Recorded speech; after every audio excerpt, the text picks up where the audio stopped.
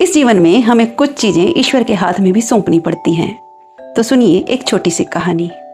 एक कठपुतली थी, उसे उसका मालिक रोज नचाता था। लोग तालियां बजाते, बदले में कुछ पैसे या उपहार देते। पुतली के मालिक के परिवार का पालन पोषण हो रहा था और मालिक कठपुतली की रोज सार संभाल करता, सजाता संवारता, उसके कपड़े बदलता, उसके धागों की सार संभाल करता।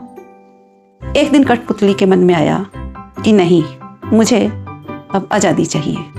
कोई मुझे नचाए और मैं नाचूं, ये मुझे मंजूर नहीं। तो उसने ईश्वर से प्रार्थना की कि मुझे इस बंधन से आज़ादी चाहिए। तो ईश्वर ने कहा कि तुम इस बंधन से मुक्त तो हो जाओगी, लेकिन नाच नहीं पाओगी। वह अपनी जिद पर अड़ी रही। तो ईश्वर ने कुछ दिन बाद उसके धागे कमज़ोर करने शुरू कर दिए और नाचते नाचते एक दिन वह कठपुतली गिर गई।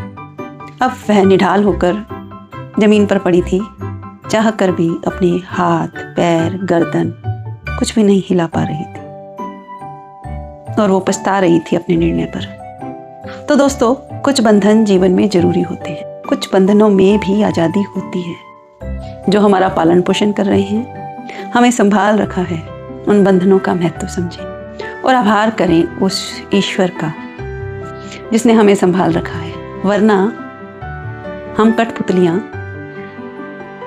इस दुनिया के रंगमंच की शोभा नहीं बन पाती। तो दोस्तों, कैसी लगी कहानी? शेयर करें और सब्सक्राइब करें मेरे चैनल को मोटिवेशनल कहानियों के लिए।